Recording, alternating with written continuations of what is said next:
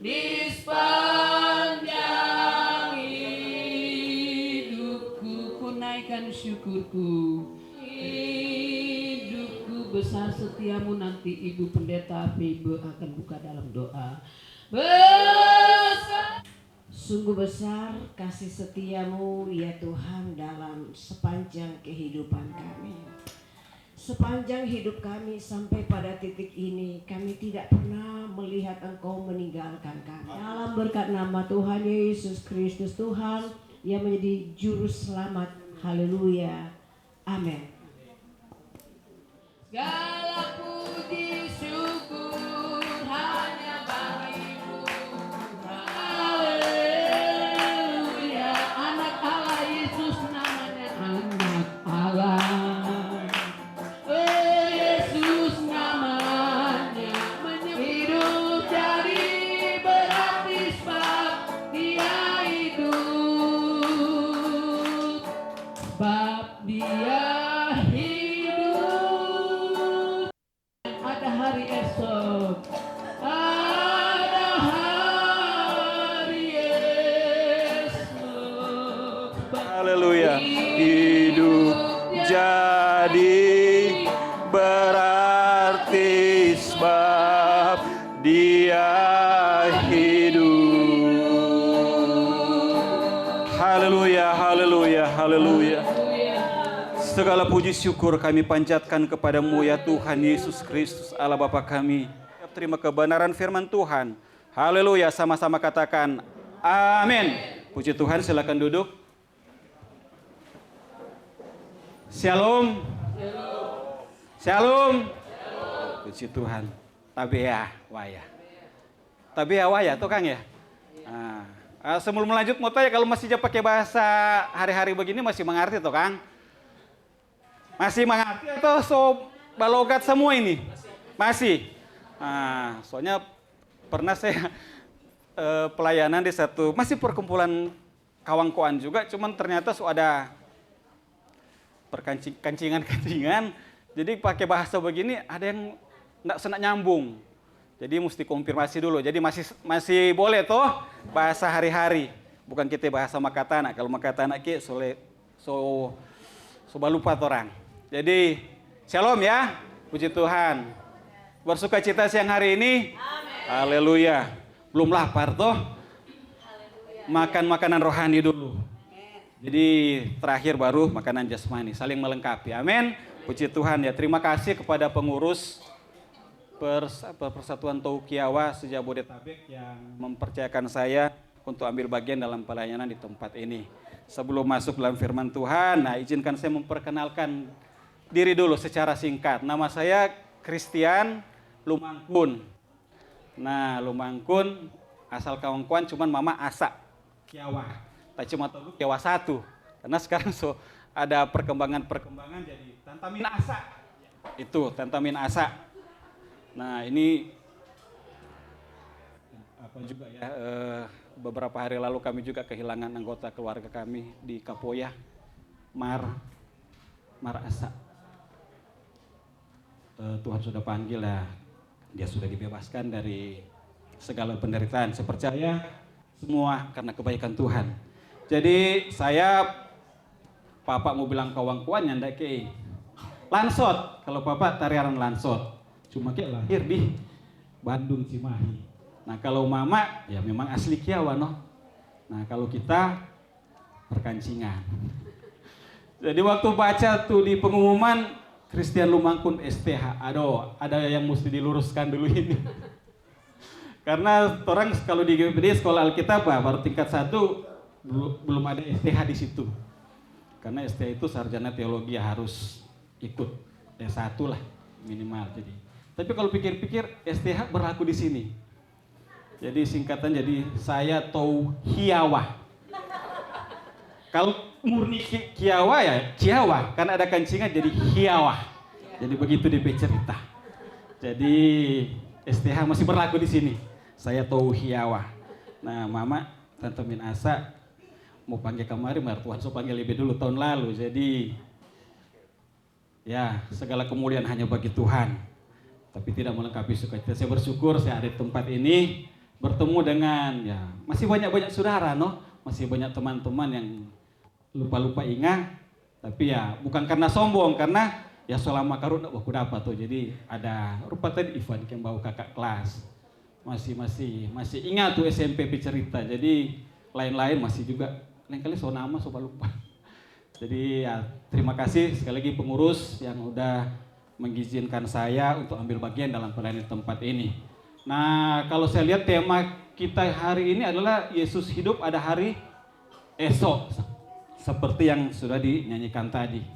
Kalau kita bicara saat ini Yesus hidup ada hari esok, terkesannya gampang sekali. Tapi kalau kita mau lihat peristiwa pada awal-awal itu dalam kitab Injil Matius, ini ada perjuangan besar Bapak Ibu Saudara sekalian. Matius 28. Nah, satu pasal situ saya cuma ambil beberapa ayat saja. Tetapi kita awal pembacaan kita di sini di Matius 28. Kalau kita bicara seperti saya katakan tadi, kalau kita bicara saat ini, Yesus hidup ada hari esok. Itu sebuah ungkapan yang sangat gampang. Tetapi kalau kita tarik pada peristiwa awal waktu itu,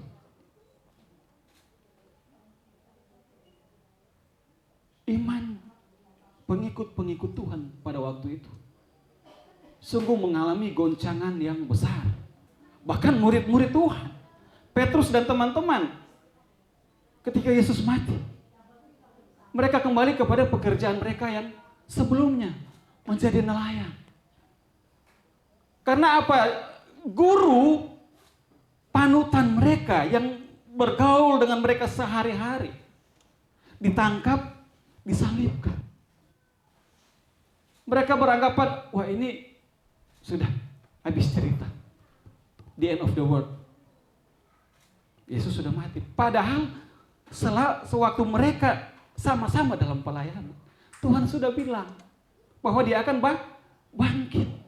Cuman ya secara manusia mengalami momen pada waktu itu, ya memang tergoncang iman percaya. Tetapi kalau di dalam Matius ini kita baca dalam 28 ayat 28, kita tidak akan meragukan lagi bahwa memang Yesus mati, tetapi Yesus bangkit, bahkan naik ke surga. Nah, Bapak Ibu Saudara sekalian, dalam Injil Matius pasal 28 ini, saya mau ambil ada dua kelompok.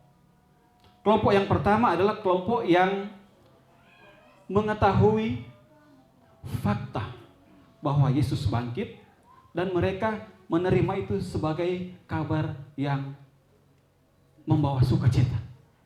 Itu dalam Matius 28 ayat 5 dan ayat 6. Jadi di sini menguatkan kita. Ada fakta-fakta yang memang menunjukkan Yesus itu bangkit. Kalau ayat 5 ayat 6 dikatakan di sana, akan tetapi malaikat itu berkata kepada perempuan-perempuan itu, janganlah kamu takut sebab aku tahu kamu mencari Yesus yang disalibkan itu. Ia tidak ada di sini sebab ia telah bangkit, sama seperti yang telah dikatakannya. Mari lihatlah tempat ia berbaring. Jadi ada dua kelompok besar dalam cerita ini. Dan di balik ini ada empat fakta yang tidak terbantahkan bahwa memang Yesus itu bangkit. Kelompok yang pertama ini adalah kelompok yang mengetahui dan menerima akan kebangkitan Yesus ini sebagai kabar sukacita. Dan kelompok yang kedua adalah kelompok yang mengetahui tetapi tidak mau menerima fakta bahwa Yesus bangkit. Nanti kita akan lihat di ayat-ayat berikut. Tetapi saya mau katakan di sini bahwa untuk membantah semua keraguan itu akan fakta Yesus bangkit, Yesus memberikan dalam pembacaan ini ada 4 bukti untuk menyatakan bahwa memang Yesus bangkit. Kalau kita baca ayat 5-6 itu kesaksian dari malaikat Tuhan kepada perempuan-perempuan yang mau dengan maksud mau menjenguk atau mau mengunjungi kubur Yesus. Malaikat sudah bilang, Yesus yang kamu cari itu sudah tidak ada di sini karena dia telah bangkit. Itu fakta yang kedua. Pertama, fakta yang kedua adalah penampakan diri Yesus secara langsung kepada perempuan-perempuan ini. Ayat 9-10. Kalau kita baca di sana ayat 9-10 dikatakan, tiba-tiba Yesus berjumpa dengan mereka dan berkata, salam bagimu. Mereka mendekatinya dan memeluk kakinya serta menyembahnya. Maka kata Yesus kepada mereka, jangan takut, pergi dan katakanlah kepada saudara-saudaraku supaya mereka pergi ke Galilea dan di sana mereka akan melihat aku. Fakta yang kedua, kalau kita dengar ceritakan, untuk mendengar sebuah berita kita perlu pembuktian. Ada fakta-fakta pendukung. Bukan cuma sekedar, Yesus sudah bangkit. Nah, buktinya di mana? Nah, saya katakan tadi pertama itu bukti dari kesaksian malaikat. Bukti yang kedua, dari penampakan Yesus langsung kepada wanita-wanita, perempuan-perempuan yang tadinya mau menjenguk kubur Yesus. Dan fakta yang ketiga adalah pengakuan dari penjaga. Kalau waktu kubur Yesus itu kan dijaga oleh penjaga-penjaga, disuruh oleh penguasa pada waktu itu. Dan penjaga ini juga mengetahui dan melihat secara langsung apa yang terjadi. Ada gempa, batu terguling, Yesus bangkit. Ini kalau mau bicara ibarat apa ya, ada lawan, itu ini dari kesaksian dari pihak lawan. Nah, kalau kesaksian dari pihak lawan sudah mengetahui itu juga merupakan satu bukti yang kuat. Dan fakta yang keempat adalah penampakan diri Yesus kepada murid-muridnya. Ayat 16, ayat 17. Di sana jelas dikatakan. Ayat 16, ayat 17. Dan ke-11 murid itu berangkat ke Galilea, ke bukit yang telah ditunjukkan Yesus kepada mereka. Ketika mereka melihat dia, mereka menyembahnya, tetapi beberapa orang ragu-ragu. Ayat 18, Yesus mendekati mereka dan berkata, kepadaku telah diberikan segala kuasa di sorga dan di bumi. Kesaksian langsung, penampakan Yesus langsung kepada murid-murid. 4 fakta yang tidak terbantahkan. Nah, untuk apa Yesus menyatakan diri itu? Menampakkan diri. Karena ini untuk memperkuat. Yang saya katakan tadinya murid-murid Yesus seperti sudah kehilangan pengharapan. Karena guru yang mereka layani, guru yang sama-sama dalam kehidupan mereka sehari-hari, meninggal, disalibkan, dan dikuburkan. Mereka merasa udah kehilangan pengharapan.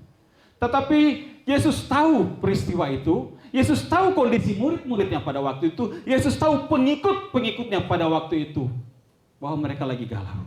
Makanya Yesus perlu menampakkan diri kepada mereka. Kurang lebih 40 hari ya proses itu sebelum Yesus naik ke surga.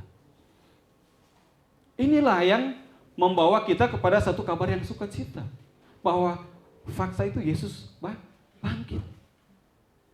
Dan kelompok yang kedua, ini tadi, para oposisi. Mereka tahu Yesus bangkit, tetapi mereka bersekongkol agar berita ini tidak tersebar luas. Kalau kita baca dalam ayat 11, Matius 28, ketika mereka di tengah jalan, datanglah beberapa orang dari penjaga itu ke kota dan memberitahukan segala yang terjadi. Ini yang peristiwa kebangkitan Yesus terjadi itu kepada imam-imam kepala. Dan sesudah berunding dengan tua-tua, mereka mengambil keputusan lalu memberikan sejumlah besar uang kepada serdadu-serdadu itu, penjaga-penjaga kubur. Dan berkata, kamu harus mengatakan bahwa murid-muridnya datang malam-malam dan mencurinya ketika kamu sedang tidur. Ini kelompok yang kedua. Mereka tahu sebenarnya kebangkitan Yesus itu. Tetapi mereka tidak menerima itu sebagai beda dengan kelompok yang pertama. Ini memberkat sukacita yang besar. Bahwa Yesus hidup dan kita juga hidup. Kelompok yang kedua, mereka merasa peristiwa kebangkitan Yesus ini adalah sebuah ancaman besar. Dan mereka nggak mau ini disebarluaskan. Mereka berusaha sekuat tenaga agar berita ini tidak tersebar luas. Tetapi kalau bicara karya Tuhan, kalau bicara pekerjaan Tuhan. Sekeras apapun iblis dan pengikut-pengikutnya mau menahan fakta akan kebangkitan Yesus, itu tetap akan tersampaikan. Itu tetap akan tersebarluaskan. Amin.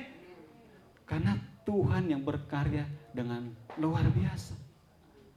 Dan pada waktu itu sampai sekarang banyak sekarang ya, banyak orang-orang, tokoh-tokoh yang dengan statement-statement mereka mau menyampaikan bahwa seakan-akan Yesus itu bukan juru selamat.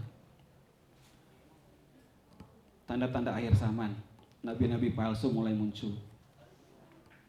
Hati-hati Bapak Ibu Saudara sekalian. Dengan pernyataan-pernyataan, kalau kita tidak kuat di dalam Tuhan, kalau kita tidak berpegang pada kebenaran firman Tuhan, kita akan mudah dipengaruhi. Banyak orang bilang, Yesus itu bukan juru selamat.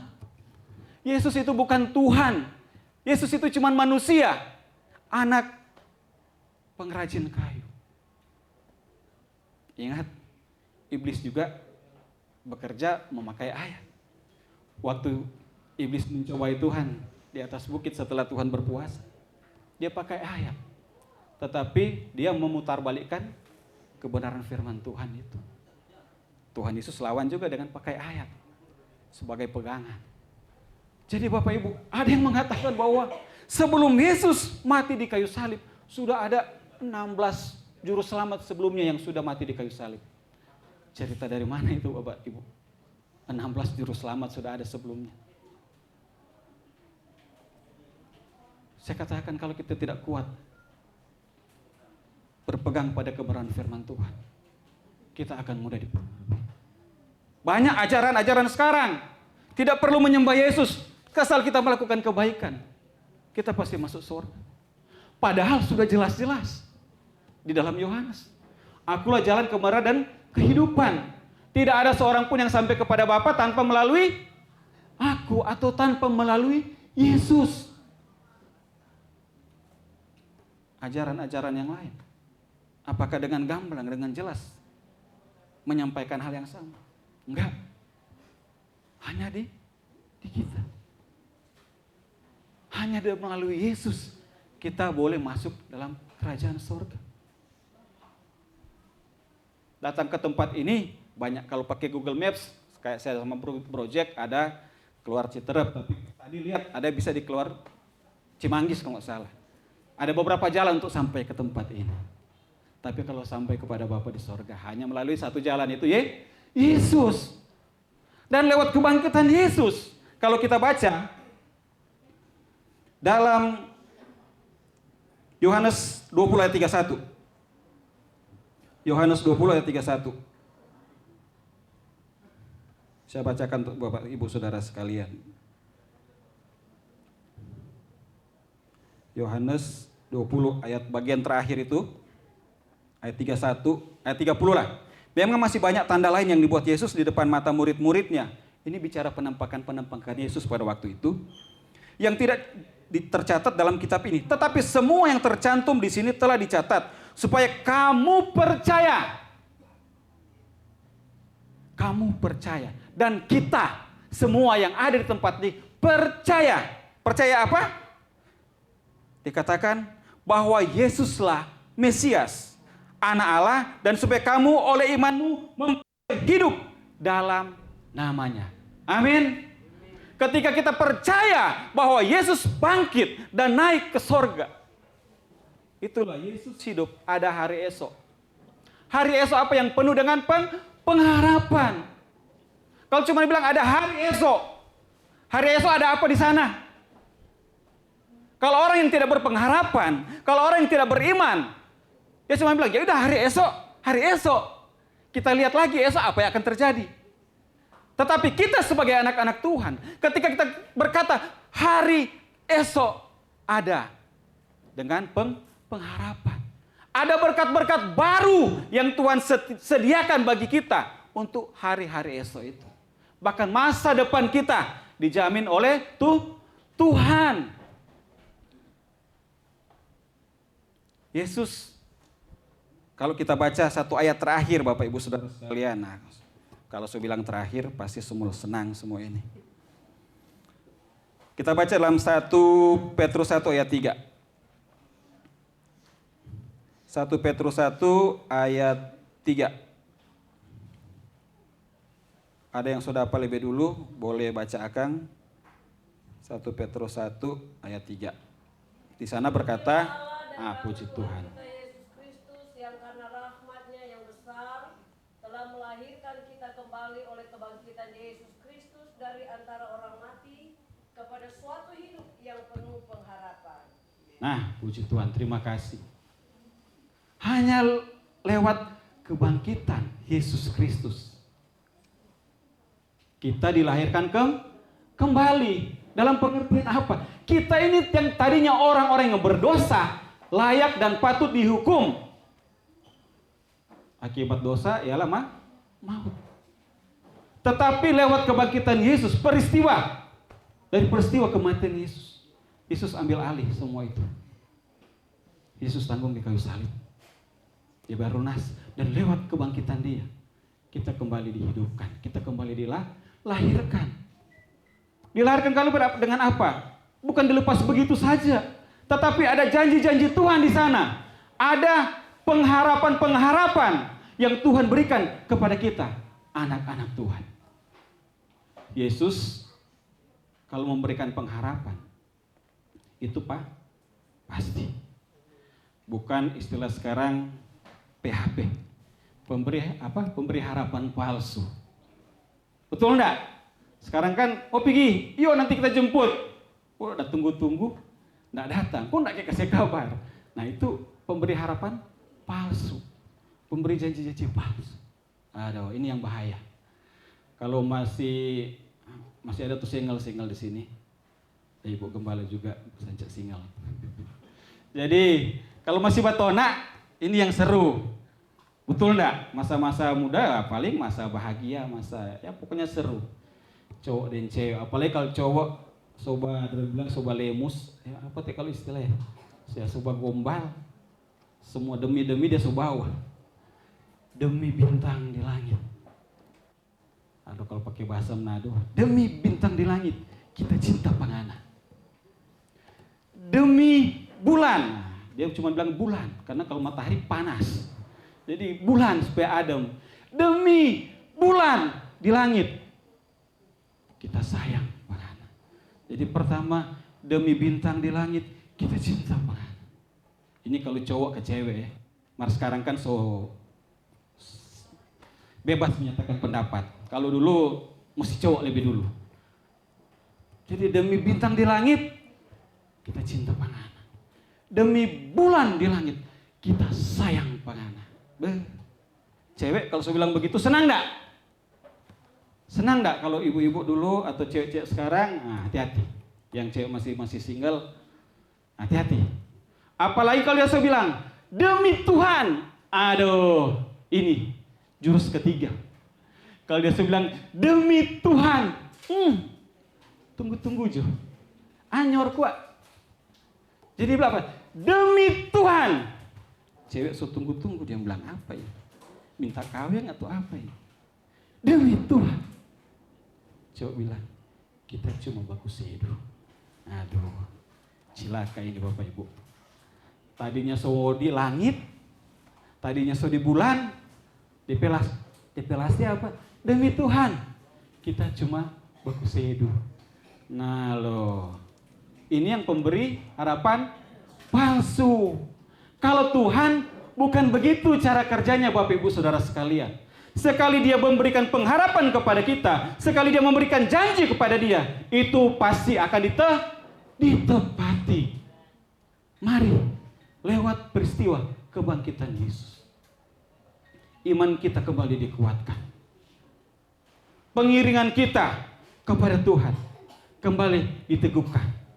Bahwa tidak sia-sia kita mengikut Yesus.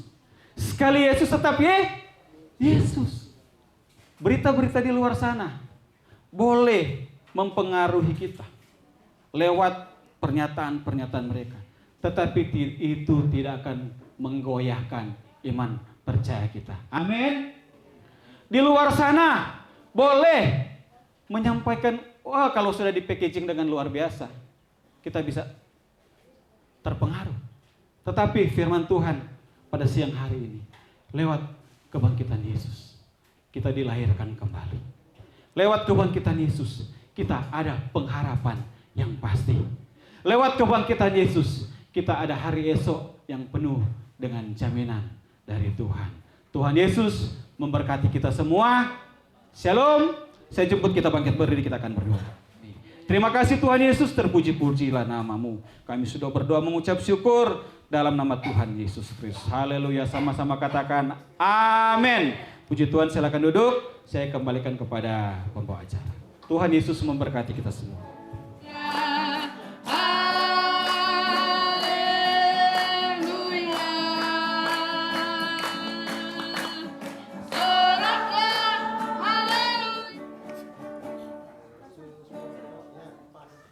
Yesus pokok.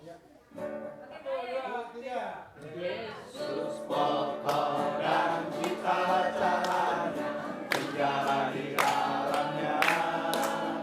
Yesus pokok dan kita caranya, tinggallah di dalamnya. Yesus pokok dan kita caranya, tinggallah di dalamnya. Pastilah kau akan berbuah.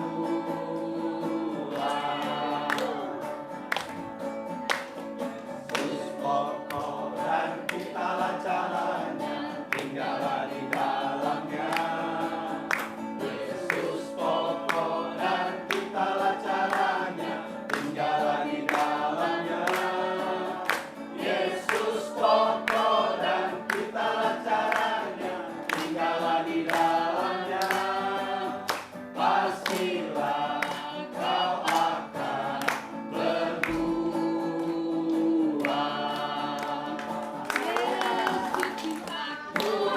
Ku cinta kau, kau cinta dia.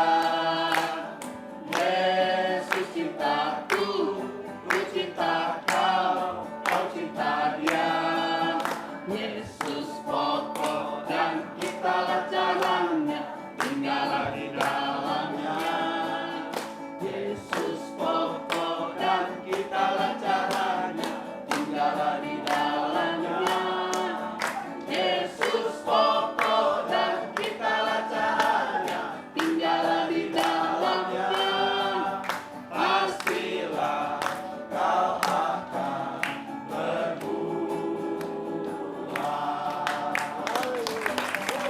Oke, terima kasih kepada Pertolonganmu ibadah Pasca Taukewa berjalan dengan baik dari awal sampai akhir.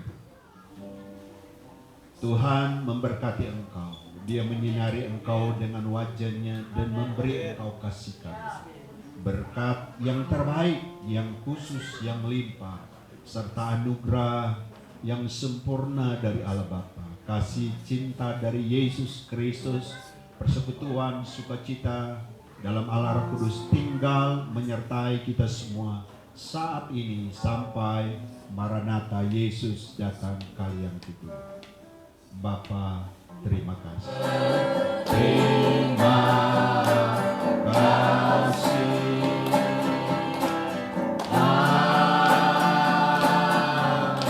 Amin. Selamat pagi. Selamat siang, shalom. Maaf, saya harus pakai masker karena ada batuk pileknya. Ya, saya perkenalkan diri saya Jeffrey Worotichan, anak dari Yan Henry Worotichan. Dulu Worotichan ada 4, di Jawa 1, di Bandung 1, di Jakarta 3, di Bandung 1, jadi ada 4. Nah, Worotichan itu yang terkenal Worotichan Gunung Sari, kami di Gunung Sari. Baru Worotichan Cawang, nah itu Om Empi. Terus Bukiduri, itu Om Yoyo. Jadi yang satu Tante Rike di Bandung. Ya, saya rasa terharu dan senang karena saya nggak mimpi Kiawa itu masih ada di Jabodetabek khususnya. Karena waktu pembentukan pertama kali pengurus itu tahun 80, mulai dari tahun 80 kami ya hanya berpikir ya bagaimana bisa mengumpulkan orang Kiawa. Itu aja, ngumpulin orang Kiawa. Waktu itu kami punya dua pendeta, pendeta Rahentum sama pendeta Rumondor. Satu Bimas Kristen. Ya. Jadi ya udah sekadar ngumpul aja. Bisa makan, bisa ya kada gurau gitu, dan ya nggak lebih dari itu, dan kekeluargaan itu bisa kenal satu sama yang lain. Ya, dan puji Tuhan ya saya bersyukur rupanya generasi selanjutnya sampai saat ini 40 tahun berarti udah masih bisa bertahan. Ya, waktu saya dikasih tahu Pak ada undangan dari Jawa untuk pertemuan di Golok, ya udah saya bilang saya akan usahakan untuk hadir walaupun ada beberapa acara yang ada, tapi saya coba batalkan semua itu karena maaf saya bukan pendeta tapi saya hamba Tuhan. Tapi ya itu saya karena keluarga ini agak sulit ditemukan, apalagi kita keluarga dari seberang gitu ya.